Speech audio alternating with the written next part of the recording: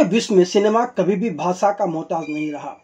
हर देश का सिनेमा उस देश का सांस्कृतिक राजदूत माना जाता है। यही वजह है कि पूरे विश्व में कांस, बुसान, टोरंटो सहित कई इंटरनेशनल फिल्म फेस्टिवल हर साल आयोजित किए जाते हैं, जहां विभिन्न देशों का प्रतिनिधित्व करने वाली फिल्में प्रदर्शित की जाती हैं। और इन फिल्मों से इस बात का एहसास लोगों को होता है कि सिनेमा कहां से कहां पहुंच रहा है, सिनेमा किस तरह प्रगति कर रहा है। फिल्मकार व कलाकार आपस में विचारों का आदान प्रदान भी करते हैं इन फिल्म फेस्टिवल में। इन इंटरनेशनल फिल्म फेस्टिवल में प्रदर्शित फिल्में देखकर दर्शक उस देश के हालातों के साथ साथ संस्कृति आदि से भी परिचित होता है।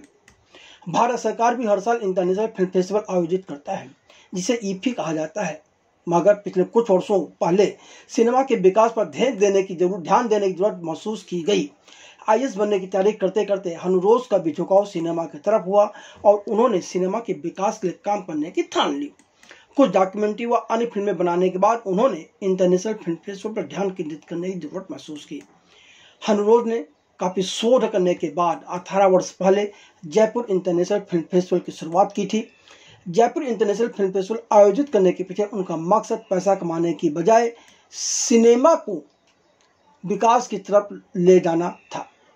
उनका मकसद था कि हर सिनेमा प्रेमी का मनोरंजन हो, उन्हें देश के विदेश के विश्व के सिनेमा से परिचित कराया जाए।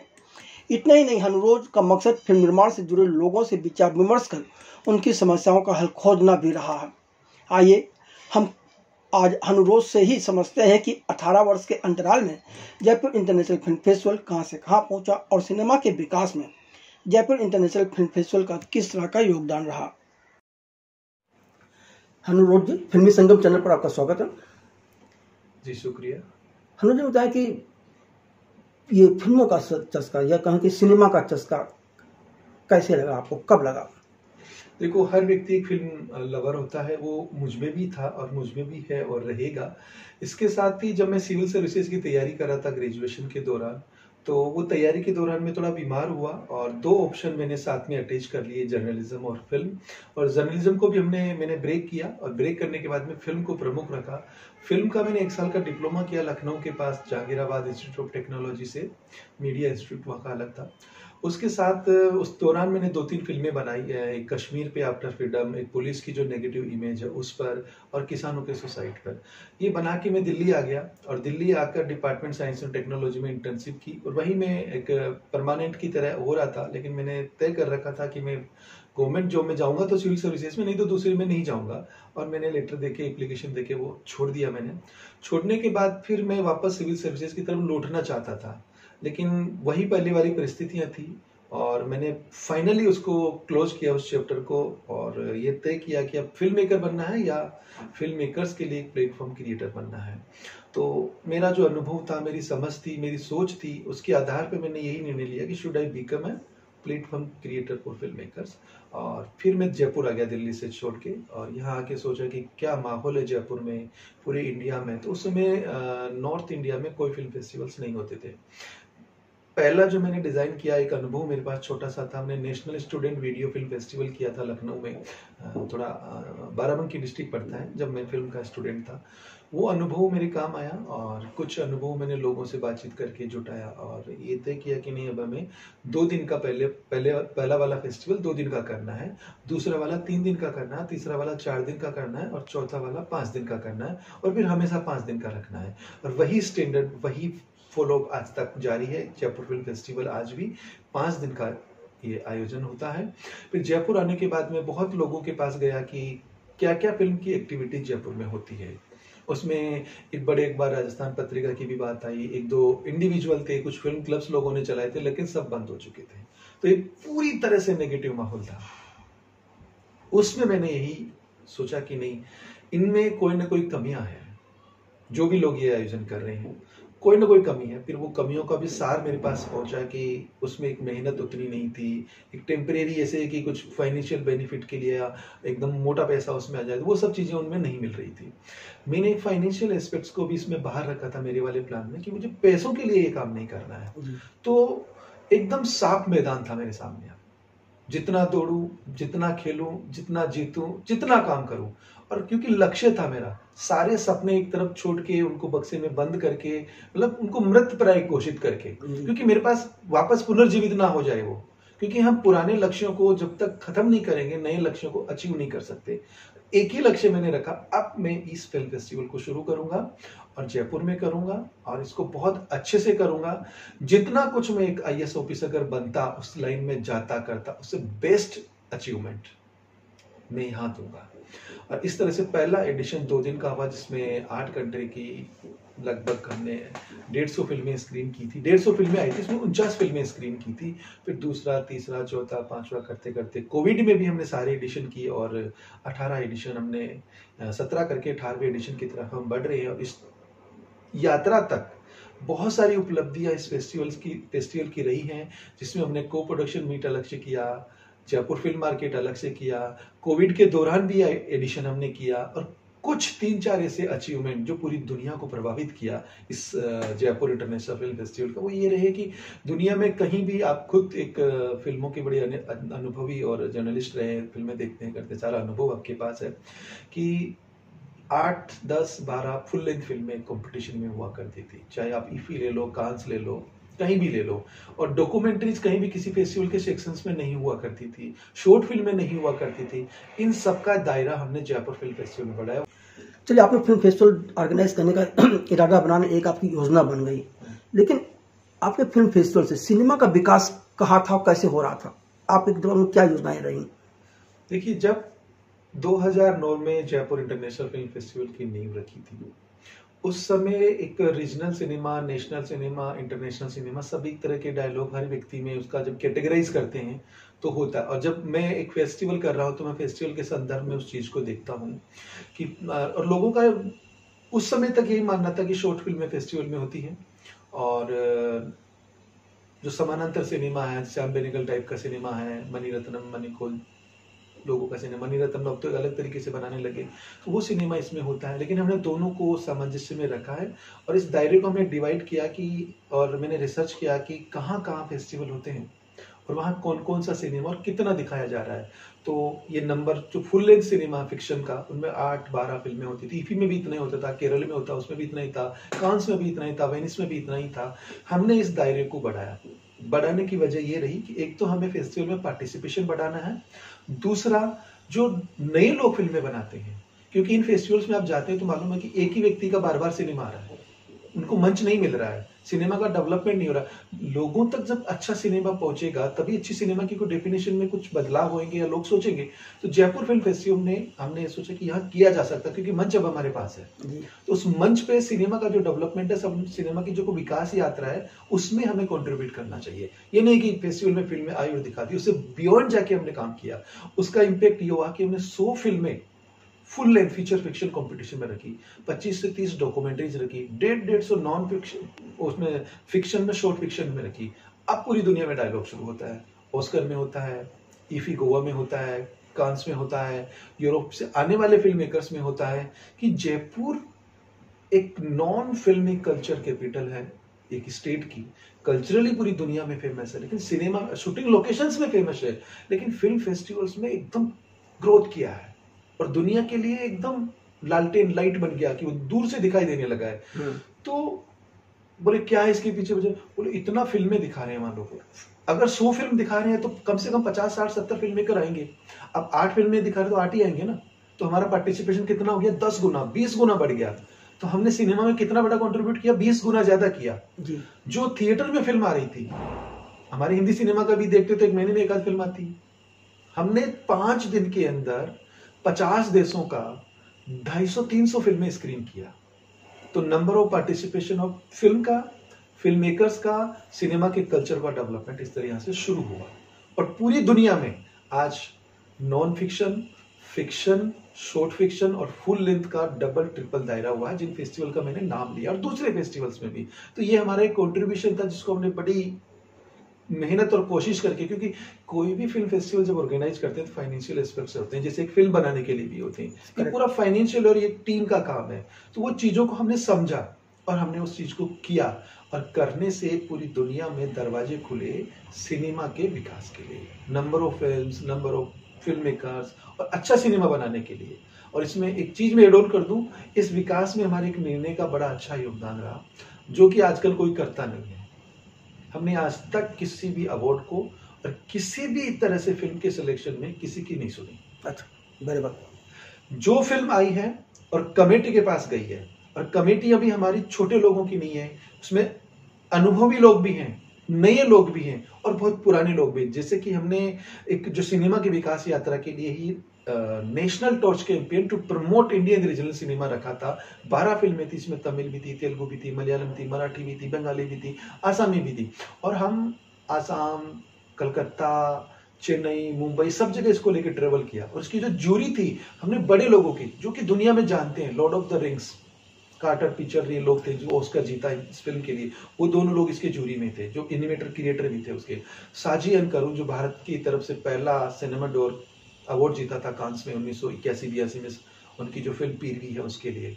और कमलेश पांडे जिन्होंने तेजाब, रंग दे बसंती जैसी फिल्में लिखी हैं, और मारक बशीर जिन्होंने हमारी लगान के opposite for the film no man's land के लिए ऑस्कर जीता है। तो इस तरह के लोग इसकी जूरी में थे। और एक जूरी में भी हमने साफ निर्देश देते हैं हमेशा कि जो फिल्म जैसी है वैसा ही जजिंग फीडबैक हमें लेना है, न आपको बदलना न हमें को बदलना है। इसका फायदा ये हुआ कि धीरे धीरे पूरी दुनिया में ये मैसेज जाने लगा कि जयपुर फिल्म फेस्टिवल में सिलेक्शन और अवार्ड्स का एक स्पेशल डेमोक्रेटिक दायरा है, जिसमें किसी की नहीं चलती, कोई चलाता भी है तो नहीं चलने देते हैं। तो इससे भी जो अच्छा सिनेमा है, जो मेहनत कश लोगों का सिनेमा है, जो नॉर्मली थिएटर तक नहीं पहुंचता, फेस्टिवल तक ही घूमता रहता है, उनमें एक एनर्जेटिक माहौल हमने दिया कि नहीं आप आइए, इतनी मेहनत से सिनेमा बनाते हैं, उसी मेहनत और लगन से हम आपका स्वागत करते हैं, उसका सिलेक्शन करेंगे और अवार्ड्स में लेके जाएंगे। आपने कहा जिनका सिनेमा इंटरनेशनल फिल्म फेस्टिवल्स में नहीं पहुंच पाता है, उनको भी आपने प्लेटफॉर्म देने की कोशिश की, तो ऐसे लोगों की तलाश कैसे करते हैं आप? बहुत सामान्य चीज है ये, हम रिसर्च को भूल जाते हैं। और हमारे देश की ये थोड़ी, मैं उस पर एक नेगेटिव पॉइंट बोलना चाहूँगा, आज भी हमारे देश में शोध को इतनी महत्ता नहीं दी जाती है जितनी अमेरिका उधर दी जाती है। हमारे शोधार्थी सब बाहर चले जाते हैं।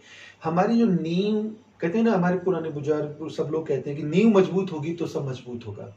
हमने 50% काम आज भी और पहले दिन से भी और पहले दिन पहले से भी हम रिसर्च करते हैं, कौन फिल्म मेकर है जो फिल्म बना रहा है। अच्छा, चाहे वो फिल्म स्कूल का हो, चाहे प्रोफेशनल हो, उसके डिफरेंट एंगल्स होते हैं कि उनका डेटाबेस, उन तक हम कैसे पहुंचते हैं। फिर हम उनको सबको कम्युनिकेशन शुरू करते हैं, इंडिविजुअल के जब बल्कि करते हैं, हमारा थॉट प्रोसेस उनके तक पहुंचाते हैं। अब इंडिविजुअल अपील नहीं करते कि नहीं आपकी फिल्म दीजिए, ये कभी नहीं किया हमने, इंडिविजुअल इन्विटेशन नहीं दिया। बल्क में एक सामान्य प्रोसेस में कि हम कौन है और क्या कर रहे हैं और हम आपके सिनेमा के लिए हैं, आप हम पे विश्वास करेंगे, हम विश्वास के आगे बढ़ाने वाली चीजें डेवलप करते हैं। तो इस तरह सारी फिल्में भारत धीरे धीरे आने लग जाती। साउथ में जितने भी चाहे बड़े आप कोई सा भी स्टार ले लो, हमारी जो अच्छी फिल्में हिंदी सिनेमा में बनी है, पीकू भी बनी है, पीकू भी कंपटीशन में थी, हमारी फिल्मिस्तान थी जो एक साल टॉप 10 उसमें रही, तो वो फर्स्ट डेब्यू फिल्म थी उनकी, लेकिन उसी साल 10 भी सबसे सक्सेसफुल हिंदी सिनेमा की फिल्मों में हो गई, क्योंकि हमने उनको गाइड भी किया। हम उनको प्रमोट करने के लिए, सिनेमा तक पहुंचने के लिए गाइड भी करते हैं। हमने ये कहा उनको कि आप 4 या 5 आज के सेटअप जो भी स्टार्स हैं, बस उनसे आशीर्वाद ले लीजिए जाके। अब आशीर्वाद कैसे लेना, पहुंचना कैसे, वो आपका काम है, आपकी फिल्म चल देगी। उन्होंने वही किया। ऐसे बहुत सारे अलग अलग तरीके और बातें, सिद्धांत, थ्योरीज जो होती हैं, हम अलग अलग चीजों का हम भी अध्ययन करके आए हैं, मास्टर्स किए, तो वो चीजें काम आती हैं उसके अंदर, वही हम सपोर्ट करते हैं। फेस्टिवल्स क्या करता है, फिल्म दिखा के फ्री हो जाता है, हम फिल्म दिखा के बिजी होते हैं। ये अंतर है हमें और दूसरों में। 2009 में जब आपने पहला संस्करण किया इस फेस्टिवल का, क्या रिस्पांस आम पब्लिक का रहा और क्या रिस्पांस फिल्मकारों का रहा? जब फिल्म फेस्टिवल हुआ था तो हमारे जयपुर, राजस्थान में ऐसा कोई कल्चर नहीं था। हम राजस्थान में किया, बाहर कुछ लोग जानते थे कि फिल्म फेस्टिवल क्या होते हैं, कैसे होते हैं, क्योंकि एक संवैधानिक सिस्टम की तरह है फिल्म फेस्टिवल। इसमें आम जन, सरकार के नियमों के मुताबिक आम जन इसमें पार्टिसिपेट नहीं कर सकता। तो पहला जो एडिशन हुआ वो सबके लिए था। अब कुछ लोग आए और फिल्में देखी। एक शॉर्ट फिल्म है अश्विन कुमार की 13 मिनट की, जो उस साल ऑस्कर में भी गई थी। वो देखने के बाद लोग बाहर निकले और मैं खुद उनके बीच में अमजन की तरह खड़ा हो गया कि मुझे जानना था कि लोगों का रिएक्शन क्या है। ज्यादातर लोगों का रिएक्शन ये था, यार 10 मिनट की भी पिक्चर होती है क्या? और दूसरा, वो 10 मिनट में उतनी चीज आ गई जितनी हम 2 घंटे में देखते हैं। तो मुझे एहसास हुआ शॉर्ट फिल्म क्या होती है। मैं भी सीख रहा था जी, मेरे पास कोई अनुभव नहीं था, तो मैंने भी सीखा। वो चीजों को इन्वॉल्व करके, उनका रिसर्च करके फिर फेस्टिवल्स में मैंने अप्लाई किया। तो लोगों का पहले फेस्टिवल में यही फीडबैक था कि बड़ी फिल्में ही, या जो सलमान खान, शाहरुख खान, आमिर खान, जो हमारा हिंदी बेल्ट है, वो जो फिल्में होती है वही सिनेमा होता है। ये मेंटेलिटी ब्रेक होना शुरू हुई एक फेस्टिवल से लोगों के बीच में आने के साथ। तो ये मेंटेलिटी ब्रेक हुई, लोग जानने लगे कि फिल्में भी अलग अलग तरीके की होती हैं, शॉर्ट भी होती हैं, वो फिक्शन भी होती है, नॉन फिक्शन भी होती हैं, एनिमेशन भी होती है, एड फिल्में भी होती है, फुल लेंथ में डॉक्यूमेंट्री भी होती है, डॉक्यूमेंट्री फिक्शन और डॉक्यूमेंट्री फीचर भी होती है। तो ये अंतर लोगों को समझ में आने लगा और प्रैक्टिकली सिनेमा देखने लगे। और हमारा जो राजस्थान के लोगों के साथ साथ भारत के लोगों का जो सिनेमा है, चाहे वो तमिल, तेलुगु, मलयालम, बंगाली है, चाहे वो फिर विदेश से फ्रेंच है, जापानी है, पुर्तगाली है, अमेरिकन है, ब्रिटिश है, सब सिनेमा जब देखने लगे तो लोगों को लगा यार हम जो थिएटर में देखते हैं वही सिनेमा नहीं है, सिनेमा बहुत कुछ है। ये समझ में आने लगा लोगों को। आपके फेस्टिवल से भारतीय सिनेमा का खास तौर पर विकास हो, इस बात को ध्यान में रख के विदेश से जो फिल्में आप लाते हैं वहाँ क्या सोच होती है, किस तरह से सिलेक्शन होता है वो? आप हिंदी सिनेमा की जब हम बात करते हैं और जब हम हिंदी के साथ साथ साउथ की भी बात शुरू कर देते हैं और साउथ के बाद हम फॉरेन, 3 चीजों को एक साथ समझना पड़ेगा। हिंदी सिनेमा, भारतीय सिनेमा और विदेशी सिनेमा, इंटरनेशनल से, विदेशी के बजाय हम इंटरनेशनल सिनेमा कह सकते हैं। जब हम टॉर्च कैंपेन कर रहे थे तो गौतम घोष जी ने एक लाइन कही थी, मैं उससे इस चीज को डिफाइन करना चाहता हूँ कि sometimes some films become a regional film, sometimes some films become a national film, और sometimes some film become a international film. तो उनका कहने का मतलब क्या था? अब ये लोकल तो कौन सी हो गई, नेशनल कौन सी हो गई, इंटरनेशनल कौन सी हो गई? अब नेशनल तो हमारा जो पूरा जितना सिनेमा बन रहा है वो नेशनल हो गया कि हमारे भारत का सिनेमा है। उसमें हिंदी सिनेमा उसका एक हिस्सा मात्र है, जैसे तमिल, तेलुगु, मलयालम वैसे ही हिंदी। उस परिभाषा में भी मेरे हिसाब से भी उनकी परिभाषा इसलिए मैंने बताई कि मैं उससे सहमत हूं, मैं सहमत हूं। और गौतम घोष एक बहुत स्टेब्लिश बड़े अच्छे फिल्म मेकर है, तो पूरी देश दुनिया में जाने जाते हैं, उनकी जिनकी इज्जत है। तो वो भारतीय सिनेमा हो गया जिसमें सारी लैंग्वेज का सिनेमा आ गया। वो रीजनल सिनेमा हो गया स्टेट वाइज, जो हमारी एक एक भाषा का सिनेमा है वो रीजनल है। उनकी डेफिनेशन में हिंदी भी रीजनल सिनेमा है, लेकिन भारत की राष्ट्रभाषा हिंदी है तो वो एक नेशनल मूवमेंट या नेशनल का हिस्सा हो जाता है। अब इसमें जो एक बेहतरीन सिनेमा है, जो एक quality standard cinema, subject wise, उसका कंटेंट वाइज, जो केवल एक स्टेट या एक देश तक नहीं पूरी दुनिया तक, चाहे उसकी आर्ट फॉर्म में हो, चाहे वो सब्जेक्ट में हो। सब्जेक्ट में ऐसे जैसे मानवाधिकार इंटरनेशनल सब्जेक्ट है, कला एक इंटरनेशनल सब्जेक्ट है, राजनीति एक इंटरनेशनल सब्जेक्ट है, हमारी जो कस्टम्स, बहुत सारी चीजें जो पूरी दुनिया को प्रभावित करे वो इंटरनेशनल है। उसके हम टेक्निकल नॉन टेक्निकल वो अलग मैटर है, वो उसमें नहीं जाना चाहते। और रीजनल हर हमारी एक भाषा तक सीमित हो गया। अब जब विदेशी सिनेमा हमारी आया, इंटरनेशनल सिनेमा जो कि वहां का नेशनल है, यहाँ आते इंटरनेशनल इसलिए बोलेंगे कि हमारा एक देश से दूसरे देश में आ रहा है तो वो इंटरनेशनल हो गया, 2 या ज्यादा देशों में आते हैं जब डेफिनेशन में हम जाते हैं। अब जब हम कंपेयर करते हैं, जैसे ईरानी फिल्में, शॉर्ट फिल्में भी आती है, फुल लेंथ भी आती है, उसके मुकाबले की फिल्में हमारी नहीं होती है। और कम से कम जो हिंदी सिनेमा की जो बात करते हैं, हिंदी में जो कमर्शियल सिनेमा की बात करते हैं, वो एक लाइन में मैं समझा देना चाहता हूं कि हिंदी सिनेमा बहुत, जो हमारा रीजनल सिनेमा इंडिया का और जो इंटरनेशनल फिल्में आती है उस स्टैंडर्ड का नहीं बनता। हमारा मुख्य मकसद 2 ही है, मनोरंजन और उसका आर्थिक, और उसी हिसाब से उसकी मार्केटिंग और प्लान होती है। कुछ फिल्में हिंदी सिनेमा में बहुत अच्छी होती है जो एक फेस्टिवल्स के दायरे में भी आ जाती है और वो लोग सबमिट भी करते हैं। जैसे पीकू मनोरंजन फाइनेंशियल के साथ साथ फेस्टिवल सर्किट की फिल्म, एक मैंने फिल्मिस्तान का नाम लिया, और जो स्पोर्ट्स में हमारी कई सारी फिल्में आई हैं, वो फिल्में हमारे जैसे भाग मिल्खा भाग है, या हम ये कहें कि राकेश ओम प्रकाश मेहरा जी की सारी फिल्में, उनमें बनाते समय फाइनेंशियल एस्पेक्ट्स कम होते हैं, सिनेमैटिक ज्यादा। वो खुद कहते हैं, चिप में 2 बार आए, उन्होंने खुद ने कहा है कि मैं पैसों के लिए सिनेमा नहीं बनाता। तो उनका जो सिनेमा है उस पॉइंट को टच करता है जो कि इंटरनेशनल सिनेमा है। अब समझने के लिए प्रैक्टिकल लोग जाने कि कैसे, कौन इंटरनेशनल क्या है। इनका पूरा सिनेमा एक इंटरनेशनल स्टैंडर्ड का जो हर कहीं ना कहीं लोगों को टच करता है, एक अंतर्राष्ट्रीय समुदाय के रूप में उस तरह से ट्रीट करता है इनका सिनेमा, जहाँ पूरा ग्लोबल इम्पैक्ट इसके। जैसे दंगल फिल्म आई है, उसमें दोनों बिंदु हैं, लेकिन उसमें अंतर्राष्ट्रीय बिंदु भी है। स्पोर्ट्स इंटरनेशनल है जी, पूरी दुनिया में।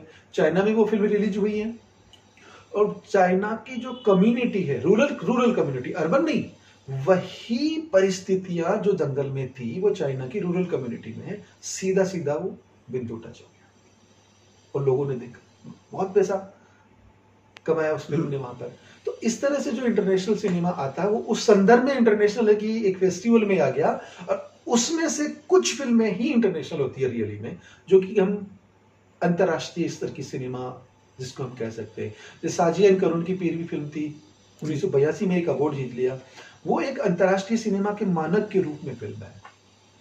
हमारे सत्यजीत रे जी का जो सिनेमा है, आज भी फिल्म मेकर्स के स्टूडेंट को पढ़ाया जाता है।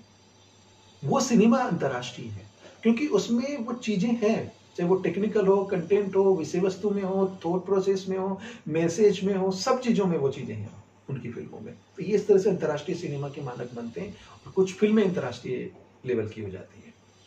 आपने भी जिक्र किया कि ईरानी सिनेमा का या साउथ का सिनेमा की बात करें और हिंदी सिनेमा, तीनों को, तो जो सिनेमा ईरानी सिनेमा जो बन रहा है या साउथ में तमाम फिल्में ऐसी बन रही हैं, उन सब के मुकाबले हिंदी सिनेमा बहुत पीछे है। इसकी क्या वजह है आपकी समझ में आई, जबकि आपने 18 साल सिनेमा को जिया है? इसमें जो मोटा मोटा आकलन ये रहा कि कोई भी एक मानसिक स्थिति डेवलप हो चुकी होती है हमारी, और नॉर्थ इंडिया, क्योंकि नॉर्थ इंडिया का भी सेंट्रल और वेस्ट पार्ट पूरा हिंदी है, ईस्ट पार्ट में असम, थोड़ा सेवन सिस्टर स्टेट्स और बंगाल ये अलग हो जाते हैं। तो ये जो पूरा ऑडियंस है वो उस मार्केटिंग का जो टॉपअप है हिंदी सिनेमा की, जिसमें कि नहीं यही देखना, यही स्टार है, एक स्टार कल्चर डेवलप हो गया। वो स्टार कल्चर हमारे ऑडियंस के माइंड में आ गया। अब वेट वही होता है, चाहे फिल्म कैसी भी हो, बस मुझे उस स्टार की फिल्म देखनी है, क्योंकि इतने बड़े लेवल पे वो मार्केटिंग होती है कि हम दूसरे बिंदु पे या रीजनल सिनेमा पे या अंतर्राष्ट्रीय सिनेमा पे सोच ही नहीं पाते। तो हम मार्केटिंग के नीचे दब गए हैं हिंदी सिनेमा वाले जो दर्शक है। अब धीरे धीरे जो समझ में आने लगी, तो लोग ऐसा नहीं है कि फिल्में नहीं देखते, देखने लगे। मान लो किसी ने गलती से एक ईरानियन फिल्म देख ली, या गलती से जो जिप में आके एक शॉर्ट फिल्म देख ली, फिर वो सोचते हैं क्या कमाल है। क्योंकि ईरानियन सिनेमा की जब आप बात कर रहे हैं, ईरानियन सिनेमा में बॉलीवुड की तरह की जो एक टेक्निकल वीकनेस होती है, या स्टार्स का भी इसमें बहुत सारा कंट्रीब्यूशन आ जाता है, तो फिल्म अपनी लाइन और लेंथ भूल जाती है। तो ईरानियन सिनेमा में आप देखिए, सिनेमेटिक रिदम प्रॉपर मिलती है, हाँ, कहानी की रिदम प्रॉपर मिलती है, डायलॉग डिलीवरी की प्रॉपर मिलती है। ऐसा नहीं है कि जबरदस्ती कुछ भी ठूस दिया हो। हमारे सिनेमा में तो बस आदमी को खुश करना है, हमारे ऑडियंस को खुश करना है, पैसा वसूल फिल्म होनी चाहिए। इसके हिसाब से हमारा हिंदी सिनेमा में 80% सिनेमा इस तरह बनता है। 20% नहीं कि सारा ऐसा ही बनता है। देखिए दुलिया जी ने कितनी अच्छी फिल्में बनाई, बहुत फिल्में कर ऐसे है ना। प्रकाश झा की बहुत फिल्में ऐसी है, अंजुम रजा अली की लिखी हुई सारी फिल्में ही अच्छी है। करेक्ट, वो बनाने वाले पे डिपेंड है। ऐसा नहीं कि अच्छा नहीं बन रहा, बहुत अच्छा है, लेकिन उसमें जब प्रोड्यूसर और डायरेक्टर्स, फिर दूसरा ये कि हमारे कुछ लोगों के कंट्रोल में हिंदी सिनेमा, जिसे हम बॉलीवुड कहते हैं, तो वो कहते हैं ना कि एक मोनोपोली, उस मोनोपोली से भी हिंदी सिनेमा नहीं निकल पाया। अब मैं नाम नहीं लूंगा किसी का, लेकिन 5 या 7 नामों में हिंदी सिनेमा का जो कंट्रोल है वो सिमट जाता है। 7 तो ज्यादा है, 5 में सिमट जाएगा। वो कंट्रोल जब ब्रेक हो जाएगा ना, तो और अच्छी फिल्में आने लग जाएगी। अच्छी फिल्में बनती है, डिब्बों में बंद हो जाती है, इसलिए कि वो लोग उनको आने नहीं देते। तो ये मोनोपोली ब्रेक होनी चाहिए, सबसे बड़ी जरूरी बात है। क्योंकि आज तो सिनेमा ऐसी स्थिति में पहुंच गया जहां थिएटर बंद हो गए हैं, अब मल्टीप्लेक्स आ गए, वो भी आर्थिक संकट से जूझ रहे हैं, ऑडियंस दर्शक नहीं है, क्योंकि अच्छी फिल्में आने नहीं दे रहे। हम 5 और अच्छी फिल्में देख लेंगे तो दर्शक बढ़ेगा ना, वो बढ़ने नहीं दे रही मोनोपोली। फिर हमारा जो ट्रीटमेंट है बनाने का, जो लोगों में, मैंने उसको रिपीट ही कर रहा हूँ कि मार्केटिंग के थ्रू बस मेरे को इस स्टार की देखनी है, उस स्टार की देखनी है, बस वो एक स्टार कल्चर ब्रेक हुआ है, ऐसा नहीं है। सुभाष कपूर की फिल्में, सुभाष कपूर का सिनेमा ने भी स्टार कल्चर को ब्रेक किया है। हालांकि अब वो स्टार अक्षय कुमार को लेके जोलिया भी 2-3 बनाती है, लेकिन शुरू में उनकी 1-2 फिल्में ऐसी ही थी, 2 करोड़ में बनी, 2 करोड़ मार्केटिंग में, 4 करोड़ में आ गया। लेकिन आपको नहीं लगता 3-4 साल में, बल्कि ये कहीं कोविड के बाद स्टार को लेकर के दर्शकों में कोई रुचि नहीं है। अब दर्शक स्टार के नाम में फिल्म देखना नहीं चाहता, और शायद यही वजह है कि सिंगल थिएटर तो खत्म ही हो गए, मल्टीप्लेक्स भी खत्म होने ही जा रहे हैं। बिल्कुल। तो यार इस हिसाब से देखा जाए तो ये सिनेमा का विकास हुआ या नुकसान हुआ सिनेमा का? नहीं, कोविड और कोविड के बाद जो सिनेमा की 2-3 नई चीजें आई, कोविड के ईयर ही हमने एक सेशन किया था ओटीटी और थिएटर को लेके कि ओटीटी का वक्त आ गया है। कोविड तो उसके बाद आया था, उससे पहले ही हमने डिक्लेयर कर दिया था अच्छा। कि ओटीटी राइज पे आएगा, थिएटर डाउन पे जाएगा। अब जब कोरोना था तो जो बड़ा स्क्रीन है वो आ गया इस स्क्रीन पे। हाँ। इस पे आ गया। करेक्ट। इस स्क्रीन पे आने से क्या हुआ कि आपको वेब सीरीज, आपको शॉर्ट फिल्म्स, आपको रील्स, आपको छोटी छोटी दूसरी चीजें देखने को मिली। और दूसरी बात, जो फुल लेंथ सिनेमा है उस पर भी आपको भारत की और विदेश की बहुत सारा कंटेंट देखने को मिला। तो जो दर्शक पहले 2 चीजों में विवश था, स्टार कल्चर में और इस मोनोपोली में, वो ब्रेक हो गई, क्योंकि रिलीजिंग के लिए मोनोपोली खत्म हो गई, स्टार का वक्त चला गया। अब हमारा जो हिंदी सिनेमा का दर्शक है वो सोचा कि हाँ, मैं तो कहीं उलझा हुआ था, वो उलझन उसकी सुलझ गई, कंटेंट उसके पास बहुत सारा हो गया, अब वो खुद चुनने लग गया। पहले ऑप्शन नहीं था उसके पास, ऑप्शन था ही नहीं। कोविड के दौरान बड़ी स्क्रीन से छोटी स्क्रीन ने उसके पास ऑप्शन डेवलप कर दिए। ऑप्शन डेवलप हुए तो दिमाग डेमोक्रेटिक हुआ, डेमोक्रेटिक होने से बहुत सारी चीजें आसान हो जाती है। अब उसके पास ऑप्शन हो गए, डेमोक्रेटिक का यही बना, तो अब ज्यादा सिनेमा देखने लग गया। अब जो आप स्टार कल्चर की बात कर रहे हैं, अब उसके पास ऑप्शन लग गया कि मेरा स्टार तो मुझे क्या दे रहा है, मुझे देखो कितना अच्छा मिल रहा है। तो स्टार जो कल्चर है इस वजह से कम हुआ। और बहुत फिल्में जो बिना स्टार्स की थी, उन्होंने कंपेयर किया कि ABC फिल्म मेरे स्टार की है, ये 1, 2, 3 दूसरी है जिसमें कोई स्टार ही नहीं है, मुझे तो ज्यादा मजा आ रहा है, कंटेंट भी अच्छा है और मैं जब चाहे रोक के उसको देख सकता हूं। तो स्टार कल्चर ब्रेक हुआ है अच्छे सिनेमा को देखने के ऑप्शन उस दर्शक को मिलने की वजह से। लेकिन इसमें 1-2 चीजें और नई हुई कि धीरे धीरे साल भर तो कोविड के बाद मैं ज्यादा जोर दे रहा हूँ, साल भर तक तो ओटीटी की अपनी एक पहचान बनी, ओटीटी से लोग स्टार भी बने, फिल्में चले। लेकिन उसके बाद सारे मोनोपोली जो बॉलीवुड की थी वो वहाँ छा गई और दर्शकों को मोहभंग ओटीटी से भी हो गया। दूसरा ये हुआ कि जो स्टार कलाकार बन रहे थे, चाहे राजकुमार राव हो चाहे पंकज त्रिपाठी हो, ओटीटी पर जाने के बाद इनका स्टारडम खत्म हो गया और इनकी फिल्में बॉक्स ऑफिस पर चलनी बिल्कुल बंद हो गई। ये क्यों हो गया? बिल्कुल सही है कि जो स्टार पहले मोनोपोली थी सिनेमा पे, वो ओटीटी पे हो गई है। क्योंकि अब हमारे पास बहुत सारे फिल्म मेकर्स ये शिकायत लेके आते हैं कि देखो जी, अब तो पहले तो थिएटर में भी दिक्कत थी, अब तो ओटीटी वाले जो पहले फिल्में बना रहे थे, अब तो स्टार को लेके पहले जो सिनेमा बन रहा था बिफोर द कोविड और बिना ओटीटी के, उसी स्टैंडर्ड पे अब ओटीटीज आ गए। पहले तो नए लोगों को भी पैसा देके फिल्में बनवा रहे थे, अब केवल स्टार, क्योंकि जो वो जो मोनोपोली थिएटर वाले थी उनको समझ में आ गया कि हमारा नुकसान हो रहा है, थिएटर में लोग कम देख रहे हैं, ओटीटी पे जा रहे हैं, ओटीटी वालों को उन्होंने कैप्चर कर लिया। वही स्थिति जो थिएटर के समय थी वो ओटीटी पे हो गई। जो नए स्टार पंकज त्रिपाठी जिनका आपने नाम लिया, ये लोग स्टार बने। तो क्या होता है हमारे समाज में और हमारे देश में, ये है कि छोटी स्क्रीन की इमेज अलग होती है और बड़ी स्क्रीन की इमेज अलग होती है। मतलब जो छोटी स्क्रीन पे स्टार होता है वो अलग दायरे में रहता है, बड़ी स्क्रीन का अलग होता है। तो बड़ी स्क्रीन वाला जब छोटी पे आता है तो लोग उसको ऐसा लगता है ये छोटा हो गया, और छोटी स्क्रीन वाला जब वापस बड़े पे आ जाता है तो लगता नहीं कि वो तो टीवी वाला है ना, ओटीटी वाला है, इसको वहां क्यों देखूंगा मैं। तो ये हमारी एक जो कहते हैं ना रूढ़िजन्य परंपरा है, रूढ़िवादिता, वो चीजों की वजह से ये सब है। जयपुर इंटरनेशनल फिल्म फेस्टिवल 2009 में शुरू हुआ, 2009 से अब हम 2025 पहुंच चुके हैं। यदि मैं आपके जयपुर इंटरनेशनल फिल्म फेस्टिवल को 4 भागों में डिवाइड करूं तो एक आता है 2009 से 2015, फिर दूसरा आता है 2015 से कोविड, फिर एक आता है कोविड का काम, और फिर आता है कोविड के बाद से अब तक। 2009 से 2015 के बीच ओटीटी प्लेटफॉर्म कोई जानता नहीं था। 2015 से ओटीटी ने अपने कदम बढ़ाए, कोविड में उसको पसंदने का पूरा मौका मिल गया और उसके बाद अलग। तो अभी तक ये जो इस 4 भाग हैं जयपुर इंटरनेशनल फिल्म फेस्टिवल के, आपके अपने अनुभव कहाँ कहाँ क्या रहे और क्या आपको बदलाव करने की जरूरत महसूस हुई? देखो, ओटीटी की वजह से फेस्टिवल पे खास फर्क नहीं पड़ता है। वो इसलिए कि थिएटर वाले को भी फेस्टिवल में जिसको भेजना वो भेजता है और ओटीटी वाले को भी भेजता है। तो दोनों ही दृष्टि से फिल्म मेकर अपने जो बनाता है फिल्म, वो फेस्टिवल को भेजता है, चाहे वो थिएटर के लिए बना रहा हो चाहे ओटीटी के लिए बना रहा हो। अब इसमें कि उनको बेनिफिट्स होते हैं कि वहाँ नॉमिनेट हो गई, वहाँ अवार्ड मिल गया, तो वो ओटीटी के रिलीज के लिए उनको फायदा होता है, टेक मिल जाता है। लेकिन जो सिनेमा का विकास है और जो पहले सबसे बड़ा फर्क आया उसकी आर्थिक संरचना पे, फाइनेंशियल इंफ्रास्ट्रक्चर पे। क्योंकि एक आप फुल लेंथ फिल्म पूरा बाहर जाके पूरा सेटअप, टेक्निकल रेट, वो कैमरा इस्तेमाल कर रहे हैं, एरी वगैरह, जाहिर सी बात है कि आपको पूरी टीम, पूरा स्टार, सब कुछ चाहिए।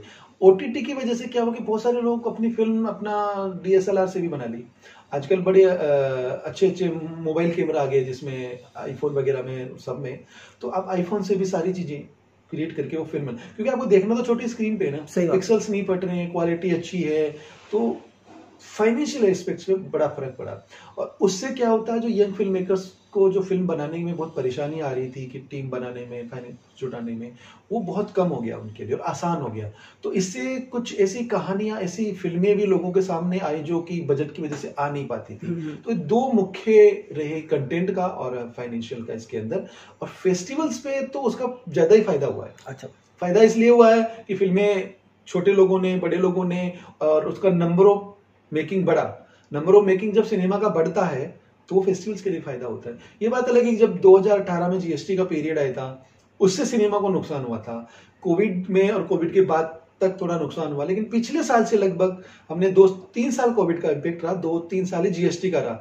तो फेस्टिवल्स के लिए 2018 से लेकर 2023 तक का टाइम बहुत ही एक नुकसानदायक, बुरा समय था, क्योंकि इसमें अच्छा सिनेमा नहीं बना। जीएसटी की, क्योंकि सिनेमा में माने न माने लोग, लेकिन ओवरफ्लो जो मनी होता है, ब्लैक मनी जो होता है, वो यूज किया जाता है बनाने में। जब एक्स्ट्रा फिल्में बनना बंद हुई तो फेस्टिवल्स में वो कम आएगी ना, सीधी बात। और जब कोरोना आया तो वहां भी फिल्में बनना बहुत कम हुई, तो वो भी फेस्टिवल्स के पास कम आएगी। लेकिन अब पिछले साल से हमने देखा कि अचानक हमें उम्मीद नहीं थी, जो 2025 इस साल जनवरी का एडिशन हुआ है, हमें बिल्कुल उम्मीद नहीं थी कि इंटरनेशनल, नेशनल लेवल पे इतने लोग आ जाएंगे।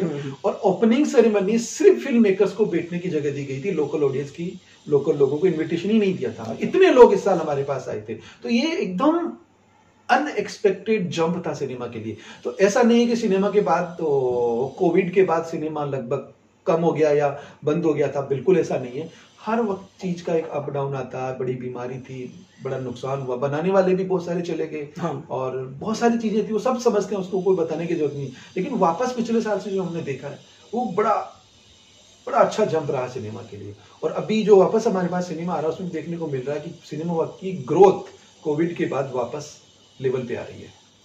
आपने देखा 2025 में आपके यहाँ फिल्मों का भी जंप हुआ और दर्शक भी बढ़े, इसका सिनेमा पर आपको असर कुछ नजर आ रहा है कि सिनेमा का विकास हो रहा है, या दर्शक, आम दर्शक जो है थिएटर में फिल्म देखने क्यों नहीं जा पा रहा फिल्म, या वो फिल्म फेस्टिवल देखने आ रहा है? दो तीन वजह हैं मोटी मोटी इनकी। कोविड से हमारी सोच पे एक अलग फर्क पड़ा है, और सोच में हमारे पास एक ऑप्शन था, वो टीवी पे, अपने कंप्यूटर पे, अपने मोबाइल पे देखने का, वो आदत में आ गया लोगों की। और उसमें भी अब उब गए हैं, क्योंकि उसके साइड इफेक्ट्स आने लगे बीमारियों में, आंखों में, सब जगह, तो लोग सतर्क हो गए। तो वो अब वापस सिनेमा में जाने के बजाय वो छोटा मोटा कंटेंट देख के यहीं रुक जाते हैं। और वहां जो एक अपील करती है फिल्म, या उन तक कैसे भी जाए, विज्ञापन के माध्यम से, दोस्तों के माध्यम से उसकी पहुंच में आ गई, तो लगता है कि नहीं चलो ये फिल्म हम देख आते हैं। तो वो लोग अब थिएटर में जा रहे हैं। तो जो थिएटर में जा रहे थे, कोविड में रुके थे, उनको एक अलग डायरेक्शन मिल गया। अलग डायरेक्शन मिलने के बाद उनको सही डायरेक्शन नहीं मिल पाया। अब जब सही डायरेक्शन के लिए कभी कभी कुछ फिल्में आती हैं देखने के लिए, तो वो दर्शक वापस उधर जा रहा है, तो वापस हैबिचुअल हो रहा है उस चीज से। जो सिनेमा में जाके देखना उसको तो देखना है, लेकिन जो दर्शक हट गया था वो हट गया, वहां से वापस जा रहा है। और नया दर्शक बनाने के लिए अभी कोई अलग से ऐसे प्रयास नहीं हो रहे हैं। जो अभी की जनरेशन है, जो 10वीं 12वीं पढ़ने के बाद में कॉलेज जा रही है, क्योंकि पहले उनके पास कोविड का टाइम आ गया, फिर उनके पढ़ाई का टाइम होता है, और आजकल फैमिलीज में भी इतना ऑप्शन उनको नहीं देते हैं, थोड़ा बहुत मोबाइल में जो स्टडी होती थी उस वजह से उनको मोबाइल भी नहीं देते हैं। तो ये जो दर्शक वर्ग हमें तैयार करना था उसमें बिल्कुल हम फेल हुए। बनाने वाले भी, चाहे फिल्म बनाने वाले हो, चाहे पॉलिसी बनाने वाले हो, चाहे फेस्टिवल्स वाले हो।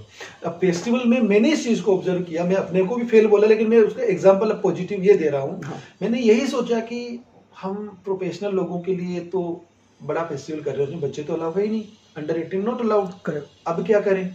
जब तक बच्चों को अच्छा सिनेमा देखने को नहीं मिलेगा तो वो अच्छी कहानी, अच्छा सिनेमा कैसे देखेगा, और वो ये तय कैसे करेगा कि अब मुझे थिएटर में जाके फिल्म देखने की है कि या नहीं देखनी है।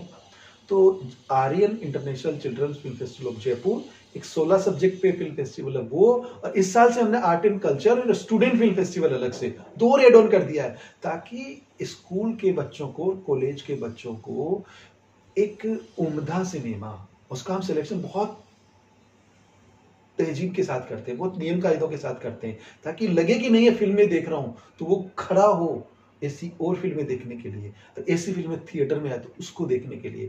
तो हम जो बच्चा वाला वर्ग है उसको भी सिनेमा से जोड़ने के लिए मेहनत कर रहे हैं। और ये चारों फेस्टिवल में न तो हम किसी से पैसा लेते, न कोई स्पॉन्सर लेते, हम ये चाहते हैं कि आइडियल रूप में ये फेस्टिवल हमारे सिनेमा को उन तक ले जाए, उस मंच पे दोनों आए और सिनेमा को हमेशा देखते रहे।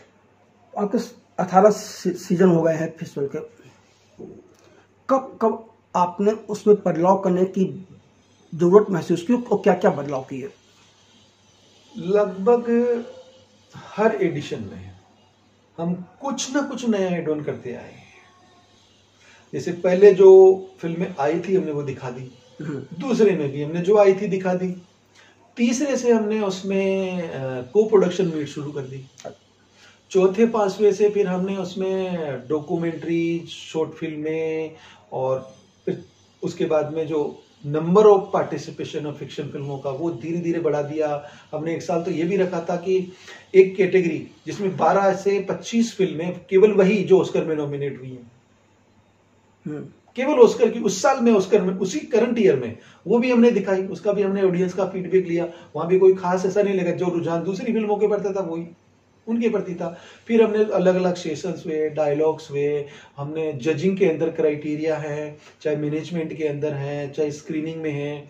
फिर हमने ये कर दिया कि ऑडिटोरियम में पिक्चर दिखाने बंद कर दी। अच्छा, जो दिखाएंगे थिएटर में दिखाएंगे। Very good. फिर जो वर्जन फिल्म मेकर देगा, पहले 35 mm आता था लगभग 12-13 तक, तो अब तो बंद हो गया, सब डिजिटल हो गया। डिजिटल में भी अब हमने ये कर दिया कि नहीं, अब डीसीपी तो हम उसी से दिखाएंगे। तो हम technically, non technically, content, management, financial, invitations, guest, सब चीजों में, और जितनी ज्यादा से ज्यादा हम डायलॉग कर सकते हैं, वर्कशॉप्स हैं, सेमिनार्स हैं, और हमने अलग अलग कैटेगरी के अलग अलग अवार्ड्स रखे। जैसे कि बहुत लोगों को दिक्कत भी होती है इससे कि फीचर फिल्मों में सारे तरह के अवार्ड है, डॉक्यूमेंट्री में सब तरह के अवार्ड है, शॉर्ट फिक्शन में सब तरह के हैं, मोबाइल फिल्म में है, वेब सीरीज में, ओटीटी नई कैटेगरी डाल दी, ओटीटी में फिक्शन, नॉन फिक्शन और शॉर्ट डाल दी। तो अवार्ड्स का एक नंबर हो गया लगभग 125 के आसपास। अब जो वो फेस्टिवल्स जो केवल एक कैटेगरी का फेस्टिवल करते हैं और 12-13 अवार्ड देते हैं, तो लगता है कि इतने अवार्ड हो गया, बड़ा लंबा हो जाता है प्रोग्राम। तो उसको भी हमने मैनेज किया, हम सारे अवार्ड्स लगभग 1.5-2 घंटे में कंप्लीट करते हैं। एक्स्ट्रा एक्टिविटीज हम हटा दी उसके अंदर से। तो जो जरूरत के हिसाब से जिन्हें सुधार करने की जरूरत है, जहाँ नई चीजें लाने की जरूरत है, वो सब हम फेस्टिवल के अंदर करते हैं। भारतीय सिनेमा की जब बात आती है तो उसमें बॉलीवुड के साथ साथ क्षेत्रीय सिनेमा और साउथ का सिनेमा भी आता है, लेकिन रीजनल सिनेमा में जो हमारे नॉर्थ ईस्ट के इलाके हैं, वहाँ का सिनेमा हमेशा उपेक्षित होता रहा है। उसको भारतीय सिनेमा के मेन स्ट्रीम में जोड़ने के लिए क्या किया जाना चाहिए, और आपका फिल्म फेस्टिवल जो है वो क्या इस दिशा में काम कर रहा है? एक चीज तो मैं क्लियर कर दूं कि नॉर्थ ईस्ट सिनेमा में पीछे है, ये हमारी गलतफहमी है। अच्छा, वो मैं फैक्ट वाइज आपको बताता हूँ, और आप कंपेयर कर सकते हैं, सुनने वाले भी, आप भी, कि नॉर्थ ईस्ट में आसाम है, अरुणाचल है, सिक्किम है, इस तरह के 6-7 स्टेट है। बंगाल को अलग कर दो, आप इधर आ जाइए, राजस्थान आ जाइए, हरियाणा आ जाइए, पंजाब आ जाइए, गुजरात आ जाइए, मध्य प्रदेश आ जाइए और उत्तर प्रदेश आ जाइए, बिहार आ जाइए। हमारे इन स्टेट में एक साल में बनी फिल्मों की संख्या एक तरफ काउंट करके रखना और इन स्टेट में बनी फिल्मों की एक तरफ रखना, ये कहीं भी पीछे नहीं है। वो इसलिए हमारे पास इन स्टेट से हर साल 2-2, 4-4 फिल्में आती हैं। वो आती हैं जो अवेयर होते हैं और जिनके पास थोड़ा सा फाइनेंशियल स्ट्रॉन्ग है। आसाम में हर साल में करीबन 10 से 15-20 फिल्में अच्छी क्वालिटी की बनी है। हमारे से एसोसिएटेड हैं रिनिकी भुयान शर्मा जी, तो नॉर्थ ईस्ट का सबसे बड़ा मीडिया हाउस उनके पास, और हमारे अभी जो सिटिंग सीएम हिमंता विश्वा सर, उनकी वाइफ भी है, और हमारे यहाँ बहुत अच्छे पॉजिटिव है। उनकी फिल्म लगभग हर साल आती है, दूसरी फिल्में भी आने लगी उसके बाद।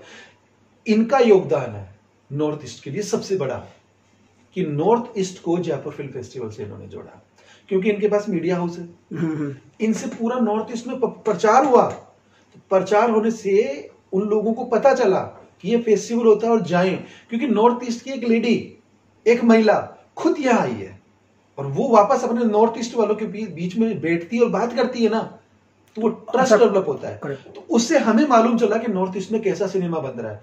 कई फिल्में तो हमारी हिंदी सिनेमा से अच्छी है, कई फिल्में हमारी हिंदी सिनेमा से अच्छी हैं।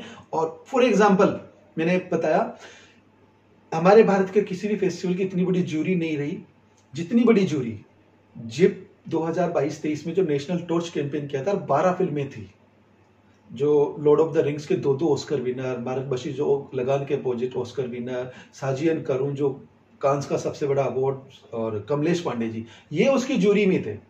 उनमें आसाम जो मतलब रिनिकी भुयान शर्मा जी हैं, उनकी पिक्चर थी। अच्छा, मुझे ताज्जुब हुआ सारे लोगों का रिजल्ट देखने के बाद कि वो सबसे श्रेष्ठ नंबर लेके आए, सबसे ज्यादा नंबर इतनी फिल्मों में, साउथ की भी थी, हिंदी भी थी, मराठी भी थी, सब लैंग्वेज की फिल्में थी, उनमें सबसे हाईएस्ट नंबर उसी फिल्म को मिला था।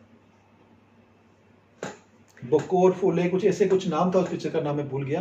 तो ऐसा नहीं कि नॉर्थ ईस्ट कमजोर है, असल में मुद्दा यह है कि नॉर्थ ईस्ट अब बाकी भारत तक वैसे नहीं पहुंचा जैसे हिंदी सिनेमा और साउथ का सिनेमा पहुंचा है। हाँ, तो वो क्यों नहीं पहुंच पा रहा है? मेन तो होता है कि पब्लिसिटी। जैसे एक आसाम का फिल्म मेकर, महिला फिल्म मेकर हमसे जुड़ी, वो फिल्में आई और उससे वापस वहां प्रचार हुआ, अवेयरनेस हुई, जागरूकता हुई, एक एडवोकेसी की उन्होंने, क्योंकि वो कीन है अपने आसामी सिनेमा को, आसाम के कल्चर को प्रमोट करने के लिए। ऐसे एडवोकेसी वाले लोग चाहिए ना सब स्टेट में, जो पॉलिसी को समझे, प्रचार को समझे, मार्केटिंग को समझे, है ना, उन सब चीजों को समझे, जो लेके जाए। हम कितनी भी अच्छी चीजें बना के घर में बैठ के अपने रिश्तेदारों से बात कर रहे हैं, तो ज्यादा से ज्यादा हमारे रिश्तेदारों तक की बात रहेगी ना। बिल्कुल सही। तो वो चीज को लेके जाना जरूरी है। आपको लगता है कि नॉर्थ ईस्ट का जो सिनेमा है उसको पूरे भारत तक पहुंचाने में सरकार की भी अपनी कोई भूमिका होनी चाहिए? बिल्कुल होनी चाहिए।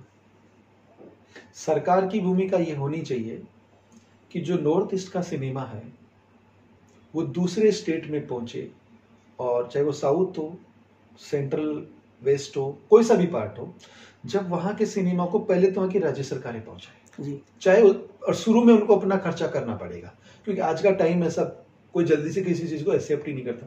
जब वो खुद सरकारें वहां से उस सिनेमा को यहाँ लाके दिखाएंगे ऐसा। और नॉर्थ ईस्ट के आप लोग देखो, सब स्टेट में फैले हुए हैं, बिजनेस में कम है लेकिन दूसरे कामों में है, घरों में काम करने में, दुकानों में काम करने में, बड़े बड़े मार्केट भी लगते हैं इधर, नॉर्थ ईस्ट वाले उसमें आते हैं। तो वहां की सरकारें और जो प्रोडक्शन हाउस इतने कैपेबल तो नहीं है, जैसे रिनिकी भुयान शर्मा जी बड़ी फाइनेंशियली बहुत कैपेबल हैं, तो ऐसे लोगों को आगे आना चाहिए, अपनी फिल्मों को इधर लाके रिलीज करें, लोगों को दिखाएं, तो एक माहौल तो बनता ही। फिर उसके बाद की चीजें कम से कम परिचय तो कराएं, परिचय के बाद अब क्या करना है वो बाद की बात है, तो इंट्रोडक्शन जरूरी है।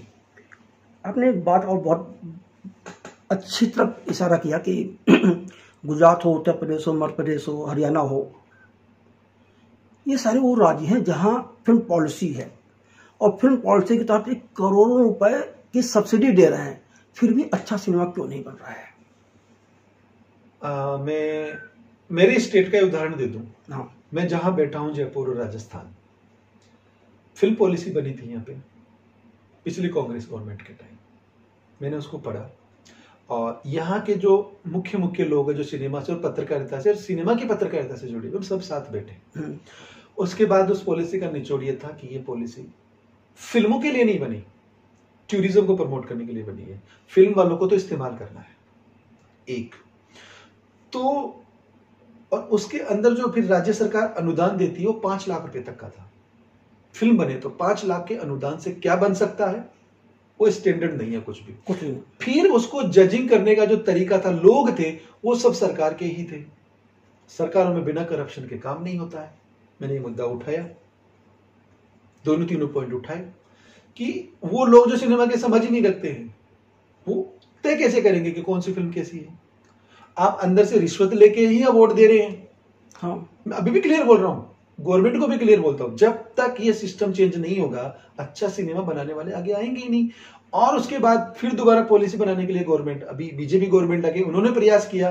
वो प्रयास करते टाइम मैंने सारा का सारा फीडबैक उनको भेज दिया। फीडबैक के साथ पूरे पॉइंट गिना दिए, टीम वाले, चापलूसी वाले, करप्शन वाले, अच्छा काम करने वाले। अगर आपको एक पॉलिसी सिनेमा के लिए बनानी है तो उस पर काम करिए। आईफा में लॉन्च करने वाले थे, मैंने कहा आईफा में लॉन्च नहीं होगी, ये होएगी नहीं तो पहले वाले का ही जो हश्र हुआ है ना वही इसका हश्र होगा। आईफा में इन्होंने लॉन्च नहीं की, अभी भी डब्बा बंद है। एक जो हमारे सेक्रेटरी थे रवि जैन जी, मैंने उनको सारी चीजें बता दी। अब दूसरी वजह कोई भी वजह उनका ट्रांसफर भी कर दिया क्योंकि कुछ चीजों पे वो साइन नहीं कर रहे थे। तो जब तक सिस्टम या सरकार के अंदर ये पॉलिसीज सिनेमा के प्रमोशन के लिए नहीं बनाएंगे, मैंने कहा कम से कम तुम्हारी पॉलिसी तो गुजरात की अच्छी है, तुम्हारी पॉलिसी तो उत्तराखंड की अच्छी है, उसमें क्लियरिटी है, तुम्हारे में कुछ क्लियर नहीं, कोई रास्ता ही नहीं दिखता है। अगर किसी ने तुम्हारा इसका फाइनेंशियल या अनुदान के लिए या पैसों के लिए हिसाब से फिल्म बना दी तो बीबी के गहने बेच के ही कर्ज चुकाएगा। जैसे हमारे दादा साहब फाल्के जी ने शुरुआत के सिनेमा में जो संघर्ष किया था गहने बेचने वाला, हुआ था वहां भी। फिर क्यों दादा साहब फाल्के वाली स्थितियां पैदा कर रहे हो। और फिल्म मेकर जो हमारे पास आएंगे तो हम कभी भी नहीं कहेंगे कि पुलिस के हिसाब से फंड लीजिए, मैं मना करता हूँ। फोन आते थे हमारे पास को, मैंने कहा आपको एडिशनल बेनिफिट आपको लगता है कि भगवान की तरफ से कुछ मिलने वाला है तो उस चक्कर में जाना, नहीं तो कुछ नहीं मिलने वाला, कोई फायदा नहीं होने वाला। तो ऐसा नहीं कि सारे स्टेट की पॉलिसियां वैसी, उसमें कुछ 2-4 लोग ऐसे थे जिनकी वजह से पॉलिसी गलत बनी। तो जब तक अच्छी पॉलिसी, उसका बनाना अलग मैटर है, बन जाएगी, उसके बाद उसका जो क्रियान्वयन है उसके हिसाब से लेन देन होनी है फिल्मों के लिए, उनका ओनर होना वो जरूरी है। एक चीज और आती है, सिनेमा कहीं ना कहीं एक सम्मिलित प्रयास होता है। जैसा प्रकार स्टार सिस्टम, तो आपको नहीं था जो आज का जो स्टार कलाकार अपना को समझता है, जबकि कोविड के बाद रहा नहीं गया है, वो अपनी फीस इतनी ज्यादा ले लेता है कि फिल्म का बजट इस कदर बढ़ता है को बॉक्स ऑफिस पर कभी सफल नहीं हो सकता। तो उस दिशा में किसे क्या प्रयास करना चाहिए, क्या स्टारों को भी कुछ सोचना चाहिए? हाँ बिल्कुल, ये सही है। अगर आप एक ग्राफ बनाएंगे कि 2024 में एक महीने की फिल्म भी लेते हैं, 12 फिल्में आए, 12 में से 10 या 11 लगभग बड़े स्टार्स की ही है।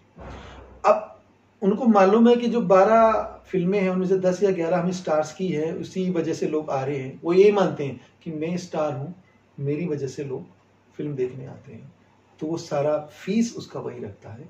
यहाँ इस मेंटेलिटी को ब्रेक करने के लिए देव साहब की एक बात करना चाहूंगा। 2010-11 में मिला था, उनकी डेट से पहले थोड़ा पहले में बॉम्बे में। तो ये स्टार से आगे वाला शब्द भी पहले चलता था, स्टारडम। इससे बड़ी चीज है स्टार से, स्टारडम। और स्टारडम वाले व्यक्ति थे देव साहब, देवानंद साहब।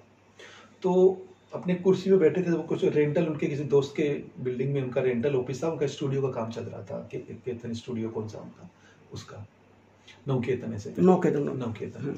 तो वो काम चल रहा था। तो उन्होंने एक बड़ी अच्छी लाइन बोली, एक वो जमाना था स्टारडम का जब सब लोग पूछते थे।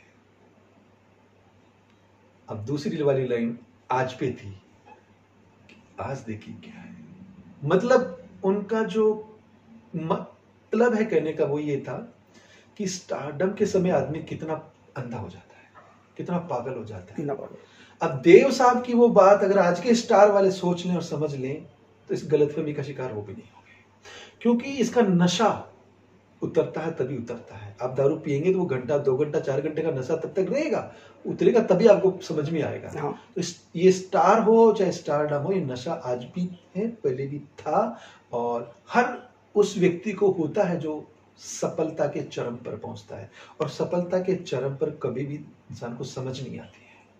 हाँ, उसके आजू बाजू या उसके दोस्तों में ऐसा कोई हो समझाने वाला, वो व्यक्ति तो समझ जाता है, बाकी तो तभी समझ में आएगी जब उसका वक्त आएगा। भारत सरकार का ईफी बहुत बड़ा बजट है इनके पास, और सरकार यही दावा करती है इस फेस्टिवल को इसलिए करते हैं कि वो सिनेमा का विकास उनका मकसद है। जहां तक कि मैं समझ पाया हूं, कहीं कोई सिनेमा का विकास मकसद नहीं होता। उसके मुकाबले जयपुर इंटरनेशनल फिल्म फेस्टिवल के पास वो न संसाधन है न बजट है। तब किस तरह आप विदेशी लोगों को बुला पाते हैं और उनसे संपर्क कर पाते हैं? मैंने अपनी बातचीत के शुरुआत में एक लाइन बोली थी, फाइनेंशियल बेनिफिट्स हमारा मकसद पहले दिन से ही हमने स्विच ऑफ रखा था, खत्म नहीं किया था, क्योंकि जीने के लिए 2 रोटी तो चाहिए, दाल रोटी तो सही बात, सिर्फ स्विच ऑफ किया था। फैन स्विच ऑफ करेंगे, स्विच ऑन कर सकते हैं ना वापस। हाँ। तो जब मौका आता है हमें 2 रुपए बचाने का, हम बचाते हैं। लेकिन ईफी और जीआईएफएफ की जब हम इस तरह से बातचीत में एक आपस में कंपैरेटिवली करते हैं, उनके पास संसाधन है, हमारे पास सिनेमा है, पहला अंतर। उनके पास बड़े बड़े लोग और टीम है इंटरनल गवर्नमेंट के, हमारे पास सिनेमा के लोग हैं।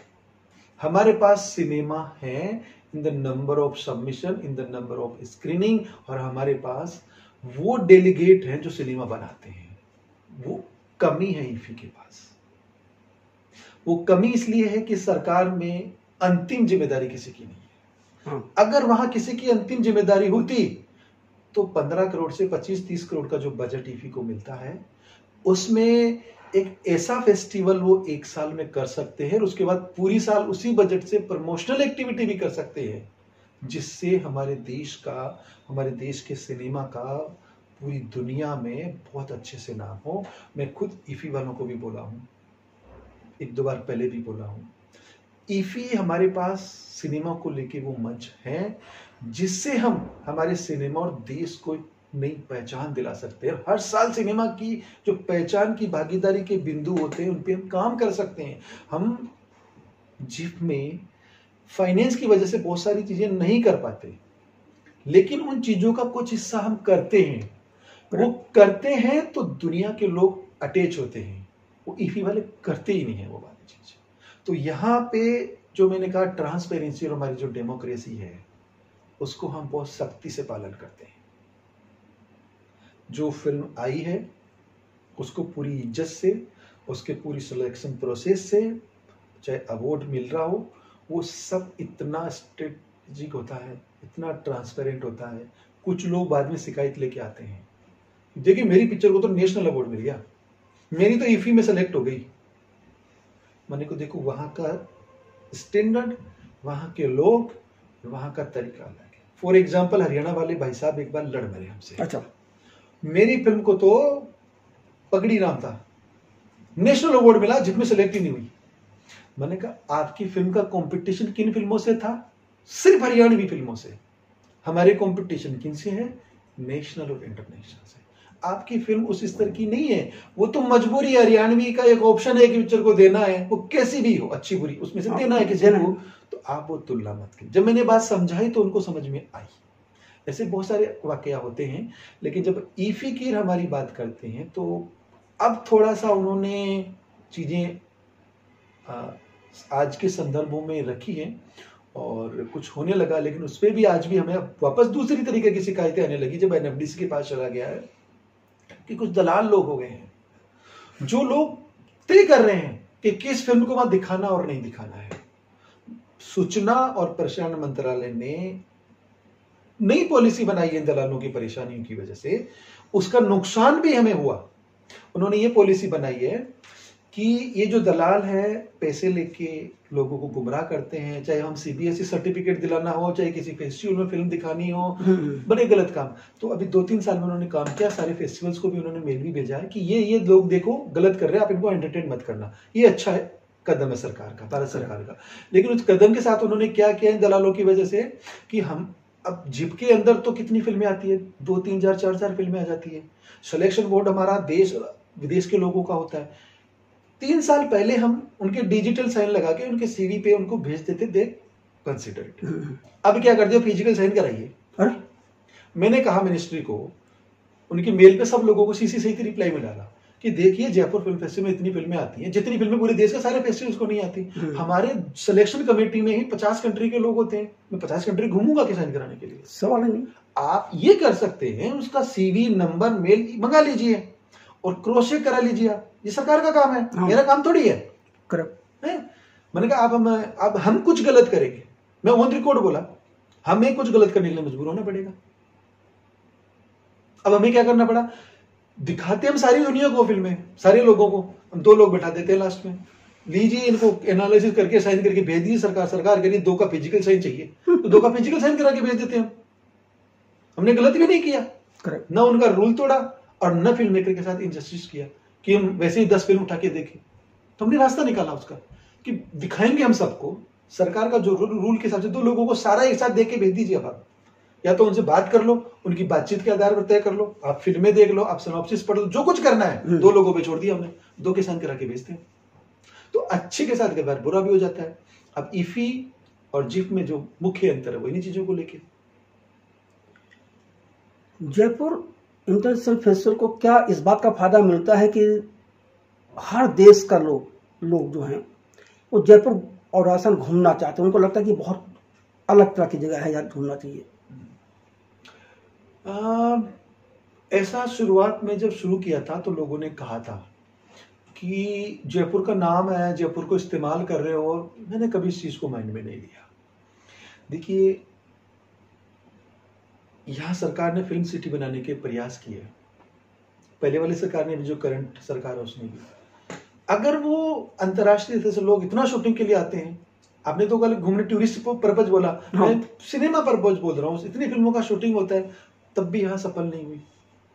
तो ये कोई अनिवार्य शर्त नहीं है कि जयपुर का नाम जयपुर इंटरनेशनल फिल्म फेस्टिवल में है इस वजह से लोग आते हैं। नहीं, बाहर से कोई व्यक्ति आता है, 1-2 लाख रुपए खर्च होते हैं, 1 लाख रुपए तो यूरोपियन का टिकट का होता है, 5 दिन रुके का खर्च होगा, तो वो जाहिर सी बात है। हाँ, ये होता है, उसको डबल बेनिफिट हो जाता है कि वो इंडिया में आता है तो वो अपने बिजनेस मीट भी करता है, फिर भी टूरिज्म उसका प्रमुख नहीं है। no. हमारा फीडबैक से बता रहा हूं मैं, हमारा जो फीडबैक है वो अपनी फिल्म के लिए आता है, उसकी मार्केटिंग के लिए आता है, ताकि हमारे देश के कुछ फिल्म मेकर के साथ और बिजनेस मीट कर सके, डेवलप कर सके, साथ साथ वो घूम भी ले। तो मुख्य प्रमुखता से ये नहीं कह सकते कि जयपुर की वजह से ये है। हाँ, मैं ये कह सकता हूं, मुझे ये एहसास हुआ है कि जयपुर फिल्म फेस्टिवल की वजह से जयपुर को बहुत फायदा हुआ है। आज 100 देशों की ऑनलाइन डेटा निकाल के देख लीजिए, जिन देशों के लोग जयपुर आज तक नहीं आए ना, उनका नाम भी जयपुर फिल्म फेस्टिवल ने वहां तक पहुंचाया है। और विदेशों में भी गांव है, ऐसे ऐसे गांव जो इंटरनेट नहीं है। एक फोन आया हमारे पास, बाद में मेल आया कि हम आपको बार बार फोन मेल इसलिए नहीं कर सकते कि मैं शायद फ्रांस था, कौन सा कंट्री था, यूरोपियन कंट्री था, कि मैं रूरल में हूं, हमारे वहां इंटरनेट नहीं है। वाह, हम उस गांव तक पहुंचे हैं जयपुर को, जयपुर फिल्म फेस्टिवल लेके, जहां इंटरनेट नहीं है यूरोप के कंट्री में। हिंदुस्तान में हो नहीं हो समझ में आता है, लेकिन यूरोप के कंट्री के गांव में इंटरनेट नहीं है, वो film maker Jaipur film festival में आ रहा है। ये समझ में आना चाहिए। ये तो सरकारी कुछ लोगों की स्वगुप्य होते हैं कि हम तो ऑलरेडी पॉपुलर सब कुछ है। एक चीज और हुई का को प्रोडक्शन मीट आप रखते हैं, उसके क्या एक्सपीरियंस रहे हैं, और तक जितनी मीट को प्रोडक्शन मीट हुई है उसके क्या रिजल्ट निकले? को प्रोडक्शन मीट जो हम करते हैं इंटरनेशनल, उसमें हर साल 15-20 कंट्री के लोग 100 से 125 के आसपास पार्टिसिपेट करते हैं, और 2 फिल्मों पे हम ये डायलॉग कराते हैं। अच्छा, 2 स्क्रिप्ट रखते हैं जो अभी तक उस पर बनी नहीं है, और वो करा के हम आपस में इंटरेक्ट करके उनको डेटा शेयर करके हमारी तरफ से हम फ्री हो जाते हैं, और हर साल लगभग उस फिल्म पे कुछ सहमति बनती है। और यहीं से जैसे फिल्मिस्तान वाले लोग गए हैं, साउथ के बहुत सारे लोग आए, फॉरेन के बहुत सारे लोग आए, और यहीं से पहली बार जो मारक बशीर को मैंने इंडिया में इंट्रोड्यूस किया था, इंडिया मैंने ही पहली बार बुलाया था मारक बशीर, जो कि लगान के अपोजिट उनकी टीम ने नो मैंस लैंड के लिए ऑस्कर जीता था, और इन्होंने ही फिर लंच बॉक्स बनाई थी NFDC करण जौहर के मिल के साथ। उन्होंने एक पंजाबी फिल्म में भी काम किया, 2 में, एक में सिनेमेटोग्राफी, एक में को प्रोड्यूसर बन के काम किया। ऐसे बहुत उदाहरण हैं जो जयपुर फिल्म फेस्टिवल के थ्रू इंडिया में बाहर से आए, या लोगों के साथ काम किया, बड़ी अच्छी सक्सेसफुल फिल्में बनाई। लंच बॉक्स तो एक बड़ा उदाहरण है। बराबर। तो बहुत फायदे, बहुत उदाहरण इस तरह के हैं जयपुर फिल्म फेस्टिवल से। जिस ढंग से यहाँ कुछ राज्यों ने सब्सिडी देनी शुरू की, उस तरह से विदेशों में भी सब्सिडी मिलने लगी है और भारतीय फिल्मों को कुछ ज़्यादा ही मिल रही है। लेकिन जितनी भी फिल्में विदेशों से सब्सिडी के आधार पर बनकर आ रही हैं वो बिल्कुल लोगों को पसंद नहीं आ रही हैं। ये वो है वजह कि भारतीय दर्शक जो है उन कहानियों से नहीं जुड़ पा रहा है या फिल्म मेकर खुद हवा में उड़ रहा है और वो दर्शक की नब्ज नहीं पहचान रहा है। देखो, इसमें मैं इस सर्कल में हूँ, लोगों के संपर्क में भी हूँ, इसमें कोई एक कारण नहीं है। इसमें कुछ फिल्में तो उनकी जो सब्सिडी देने की शर्तें हैं उस शर्तों में फंस जाती है। अच्छा, शर्तों में फंस जाने से कहानी भी उसी हिसाब से देनी होती है, ट्रीटमेंट भी उस हिसाब से देनी होते हैं, फिर उसमें स्टार नहीं होते हैं। फिर यहाँ जब बिना स्टार वाली फिल्म को लेके आते हैं तो वही बात स्टार कल्चर वाली आ जाती है। एक दूसरी, वहां के जो कुछ लोकल उनके एसोसिएट्स होते हैं, उनके टर्म कंडीशन ऐसे होते हैं कि फिल्म लोगों तक नहीं पहुंच पाती है। दो, तीसरी, बड़े लोग जैसे यशराज चोपड़ा ने स्विट्जरलैंड को कितना पब्लिसिटी दी, तो वो एक एक्सेप्टेबल फॉर्मेट में हो गया यशराज चोपड़ा के लिए भी, हमारे कंट्री के लिए भी, उनके लिए भी। वो कहीं भी शर्तों में नहीं बंधे, मुझे स्विट्जरलैंड में यह शूट करना है, स्विट्जरलैंड मुझे इसकी सुविधा दे। अब स्विट्जरलैंड प्रमोट हो रहा तो उसको फाइनेंशियल सब्सिडी दूसरे लोगों को भी देने लग गया। यूरोप में बहुत सारी कंट्री है। अभी जो यूरोप के कुछ कंट्री पहले काम कर रहे थे वो काम अभी यूएई कर रहा है। अच्छा। क्योंकि यूएई में सिनेमा के दरवाजे पिछले 5-7 साल में खुले हैं। वहां की एक पहली महिला फिल्म मेकर है लेडी, और उसकी पहली फिल्म है फुल लेंथ सिनेमा बनाने में। वो इस साल, अभी जो अगले साल का एडिशन होना है उसमें आई हुई है वो फिल्म। पूरा बायोग्राफी मैंने उसको पढ़ा है। तो यूएई में जैसे कि फिल्म लूला है, और यूएई का जो फिल्म डेवलपमेंट कॉरपोरेशंस है वो अभी बहुत सुविधाएं दे रही हैं। अच्छा। क्योंकि ये एक मुस्लिम कंट्री है और ये कुरान के हिसाब से शासित होते हैं, तो यहाँ बुर्के से लेके, कस्टम से लेके, पनिशमेंट से लेके बहुत सारे नियम कायदे स्ट्रिक्ट है, सजा में भी। तो वो रिफ्लेक्शन उनके सिनेमा में भी आना है। तो लोग कम अट्रैक्ट हो रहे हैं, लेकिन वो बहुत सारी, जब तो वीजा में भी रियायत देने रहे, आप आइए वीजा फ्री हो जाएगा, आपको कुछ जरूरत ही नहीं कभी वीजा की। तो यूएई ने अभी बहुत दरवाजे खोले हैं, वहां पे बहुत सिनेमा बना है अभी, खूब सिनेमा। दुबई में जाएंगे तो कम से कम आपको 100 थिएटर मिल जाएंगे। ये चेंज है यूएई का, अंतरराष्ट्रीय मानकों के अनुरूप और अपने कंट्री को पूरी दुनिया में ले जाने के लिए। तो जो सब्सिडी वाला अभी यूएई खूब दे रहा है, यूरोप के बहुत कंट्री देते हैं, या जो अफ्रीकन कंट्रीज है कुछ, लेकिन वो थोड़ा फाइनेंशियल कम रखते हैं, लोग जाते भी नहीं है, सिक्योरिटी भी पर्पज होती है, बहुत सारी चीजें होती हैं। लेकिन सब्सिडी एक मैटर है। लेकिन ज्यादातर सिनेमा जो सब्सिडी के लिए बनता है वो स्क्रीन पे उतना सफल नहीं बनता होता। जो सिनेमा बनाने के हिसाब से बनता है, सब्सिडी उसका सिर्फ पार्ट होती है। बना रहे जी, सब्सिडी देना हो तो तुम्हारे शूट कर लेंगे, नहीं देना तो हमारी मर्जी से कर लेंगे। वो सिनेमा पैशन होता है, उसमें एक एनर्जी होती है बनाने वालों में, तो वो एनर्जी डाउन नहीं होती, वो उसको स्क्रीन तक लेके आते हैं। सब्सिडी वाले थोड़ा आ गया, 2 रुपए बच गया, खत्म कहानी। तो एक सोच का फर्क पड़ता है उसमें, और बाकी एंगल्स बहुत सारे अलग अलग उसमें। जयपुर इंटरनेशनल फिल्म फेस्टिवल में आदि की आपकी क्या योजनाएं हैं?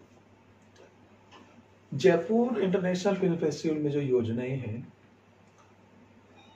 उसको लेके हमने एक बहुत बड़ा प्रोजेक्ट डिजाइन किया, क्योंकि हमारा नई दिल्ली फिल्म फेस्टिवल भी हम करते हैं, जयपुर इंटरनेशनल भी हम करते हैं, और 2026 में ग्लोबल सिनेमा का एक ऐसा आयोजन, भारतीय सिनेमा का एक ऐसा आयोजन जो कम से कम भारत में नहीं हुआ। जैसे कि हमने नेशनल टॉर्च कैंपेन में किया था, वो छोटा हिस्सा था, लेकिन वो आयोजन हम दिल्ली में कर रहे हैं अगले साल। और उस दौरान सिनेमा को लेके multi level, multi starrer, multi policy, multi management और मल्टीपल ऑडियंस डेवलपमेंट के हिसाब से बड़ा काम करने जा रहे हैं, जिसकी चीज़ें हम धीरे धीरे 1 to 1 अनाउंस करेंगे। वो प्रोजेक्ट डिज़ाइन है, सारा टीम, ड्राफ्टिंग, वेबसाइट वगैरह, और उसके बाद जयपुर फिल्म फेस्टिवल का एक जो सिस्टमेटिक काम है वो और एक नई तरीके से आप लोगों को देखने को मिलेगा। आपने वियतनाम को लेकर भी कुछ काम किया था। हमने जो पहला टॉर्च कैंपेन किया था, national torch campaign to promote regional cinema, उसका second part international torch campaign to promote world cinema, वो हमने वियतनाम की कैपिटल है हनोई, वहाँ लास्ट ईयर मई जून में हमने किया था। और अभी हमारा नेक्स्ट उसका फेज यूके में है। और क्योंकि 2026 में है, हम पूरे सिनेमा बनाने वालों को एक जगह लाना चाह रहे हैं उस प्रोग्रामिंग में, जो नई दिल्ली फिल्म समिट एंड अभी समय जो उसको कन्वेंशंस बोलते हैं, और ग्लोबल सिनेमा कॉन्फ्रेंस उसका हमने टाइटल रखा है। तो उसमें सब चीज़ें हम एक साथ, जो अभी पिछले 15-20 सालों में रुक गई हैं, फ्रीज हो गई हैं, या बड़े लेवल के डायलॉग नहीं हुए हैं, अच्छे लेवल की पॉलिसीज नहीं बनी है, या दर्शक वर्ग जो टूट रहा है सिनेमा से, उस पर बातचीत करने के किन बिंदुओं को शामिल किया जाना चाहिए, कौन से सेक्टर छूट गए, छूटने की अवहेलना हमने की लेकिन इंटरनेशनली सक्सेसफुल है। तो बहुत सारे पॉइंट्स है उसके अंदर, बहुत सारी प्रोग्रामिंग है उसके अंदर, जिसके थ्रू हम लाना चाहते हैं। तो ये टॉर्च कैंपेन इसकी वजह से हमने रोक दिया है कि पहले हम ये करेंगे, उसके बाद हम देखते हैं कि आगे उसको ग्लोबली करना कि नहीं करना। तो यूके में तो अभी हम करेंगे। अच्छा, आप एक दर्शक भी हैं, डॉक्यूमेंट्रीज वगैरह बनाई हैं, तो फिल्म मेकर भी हैं, आपका अपना फेस्टिवल है, आपके यहाँ जूरी अलग होती है। कभी ऐसा हुआ कि आपकी अपनी सोच या आपने जो फिल्में देखी उसके अनुसार आपको लगा होगा यार इस फिल्म को दिया जाना चाहिए अवार्ड, और जरूरी ने किसी और को दिया हो? मैं तो एग्जाम्पल इसमें देना चाहता हूँ। बांग्लादेश की एक फिल्म थी महरीन, जब बांग्लादेश की फिल्म थी, और जया बच्चन उसमें मेन एक्ट्रेस थी। अच्छा। और जूरी में थे जो मारक बशीर चेयरपर्सन, सिटी पैलेस में उसका final red carpet award ceremony होने वाला था। अवार्ड सेरेमनी से आधे घंटे पहले आके वो बोले कि हनु, इस फिल्म को मैं अवार्ड देना चाहता हूँ। तो मैंने भागते भागते इतना पूछ लिया, क्योंकि प्रोग्राम शुरू होने वाला है, साइन ही तो ना सर्टिफिकेट। सही बात है। मुझे रीजन बता दो। बोले इसमें है ना जया बच्चन है, सिर्फ इस वजह से। मैंने इतना कहा, मैं इससे सहमत नहीं हूं। और दूसरी फिल्म थी उसके अगेंस्ट में, ईरान को जो पहला ऑस्कर मिला था for the film A separation, 2011 में पहला ऑस्कर मिला था ईरान को, वो अपोजिट में ये फिल्म थी। ये मैंने देखी थी, हमने इसके पीछे बहुत मेहनत भी की थी। मेरी टीम में एक अच्छा लड़का था, उसने मुझे बताया भी था, इसलिए मेरे नोटिस में थी वो फिल्म। नोटिस में नहीं होती तो मैं कुछ बोलता नहीं। तो उन्होंने, मारक बशीर जी ने भी कुछ नहीं कहा, जाके उन्होंने उस फिल्म को चेंज कर दिया। पहली मेरी सहमति असहमति पे पहला विषय यहाँ था। और दूसरा और तीसरा भी मैं आपको बड़े बड़े लोगों का, तीनों, दूसरा वाला पीकू और मंटो का था। मंटो पाकिस्तान की थी, मतलब हमारी बाएं दाएं करने पुराने है। और जब जूरी से रिजल्ट आया तो अमिताभ बच्चन, दीपिका पादुकोण रही है, उसमें थे बड़े लोग हमारे देश के, लेकिन नंबर कम थे इनके। पाकिस्तान वाले मंटो जो लीड में था उसके ज्यादा थे। तो लोगों ने, मैंने पूछा, बोले यार ये हो जाएगा, उसको मिल गया, इसको मिल गया, क्या करें। मैंने कहा जो जिसको मिल रहा है उसी को मिलेगा। आज ऑनलाइन डेटा भी देखेंगे तो पाकिस्तान की मीडिया का बहुत बड़ा डायलॉग डेवलप हुआ था वहां पे कि देखिए हमारे मंटो ने अमिताभ बच्चन के अगेंस्ट बेस्ट हीरो का अवार्ड जीता। तो मैं कभी भी इस चीज को कंसीडर नहीं किया कि वो बड़ा हो तो उसको अवार्ड मिले। ये रीजन, ये तथ्य गलत है। तीसरा 2025 के एडिशन का जूनियर एनटीआर, इनकी फिल्म बेवरा, एक और फिल्म थी साउथ की, नए लोग हैं, नया हीरो, थोड़ा सा जान पहचान है, पब्लिक में पहचाना जाता है थोड़ा। अब वो लगभग बराबर नंबर था। अच्छा, इक्वल। वहां भी फंस गया। 10 दिन तक रिजल्ट पड़ा रहा, मेरे पास पड़ा रहा कि मैं क्या करूं। फिर मैंने सोचा, मैं जब पिछले वालों में अपना कंट्रीब्यूशन नहीं दिया तो जो ओपिनियन जाता है उसको मैंने फिर 1-2 लोगों को अलग से देखने के लिए भेज दिया, जो इन लोगों को जानता ही नहीं हूं, उन लोगों को भेजा। तो उसमें जूनियर एनटीआर को थोड़ा सा अप मिल गया, तो मैंने कहा जो जा रहा जाने दो। देवरा के लिए जूनियर एनटीआर को बेस्ट हीरो का मिला। तो मैंने अपनी मर्जी से कभी किसको ये तय नहीं होने दिया कि मेरे को ये पसंद है तो इसको ये अवार्ड जाए, नहीं। डेमोक्रेटिकली मैंने थर्ड ओपिनियन, जैसे क्रिकेट में होता है ना, थर्ड एम्पायर, सेकंड एम्पायर, तो मैंने सेकंड, वहां तो ऑलरेडी फिक्स्ड है, लेकिन यहाँ मुझे तय करने हैं। सही बात है। तो मैं एम्पायर तय करके उस चीज के डिसीजन पे आता हूँ। मेरी तरफ से मैं किसी फिल्म को वो नहीं करता। कभी ऐसा भी तो हुआ होगा कि जूरी ने किसी को अवार्ड दिया होगा और तब आपको तकलीफ ही होगी, क्योंकि आपको कोई दूसरी फिल्म बहुत पसंद आई हो निजी स्तर पर, लेकिन आपने दखलंदाजी नहीं करना चाहा, तो वो तकलीफ हुई होगी कभी? पहली बात तो मैं जो जूरी का सेटअप करता हूँ वो ऐसा करता हूँ कि वो किसी को देख के प्रभावित ना हो और किसी के प्रति समर्थक ना बने। ये लोगों का वो होता है पक्षपात का सिद्धांत और औचित्य का और ये निष्पक्षता का सिद्धांत। तो आप उन लोगों को जूरी में मत रखिए जो पक्षपात कर सकते हो, या उस, जैसे मैं अगर साउथ का सिनेमा है तो साउथ के लोग उसमें जूरी में नहीं होंगे। अच्छा। और कोशिश करता हूँ नॉर्थ के भी नहीं हो, फॉरेन के हो, वो जानते ही नहीं है। तो बहुत सारे जो लीगल थ्योरीज मैं उनका भी इस्तेमाल करता हूँ इसके अंदर, बाइस नहीं होने देता, और मेरा मत तो मैं उसमें कहीं जाने नहीं देता। बहुत लोगों का ऐसा भी आता है कि नहीं है, इसको दे दो, उसको दे दो, इतने रुपए मिल जाएंगे। मैंने कहा हमारे यहाँ पे ये सिस्टम नहीं है, और ये मैं ऑन रिकॉर्ड सबको बोलता हूँ, कोई आदमी लाके बता दे जो पैसे लेके वोट लेके गए। जयपुर में फेस्टिवल करते हुए 18 साल हो गए। अब आपके अनुसार जयपुर शहर में सिनेमा की क्या स्थिति है, एक चीज। दूसरी चीज, राजस्थानी सिनेमा की क्या हालात है, और ये बदतर है तो क्यों है? आपका सवाल का जवाब लास्ट में आप ही ने दे दिया। देखिए, एक दौर था राजस्थानी सिनेमा का जब हम स्कूल कॉलेज में थे, और स्कूल कॉलेज के बाद राजस्थानी सिनेमा का दौर खत्म नहीं हुआ, बल्कि जो उसके मेकिंग है वो पुअर हुई है।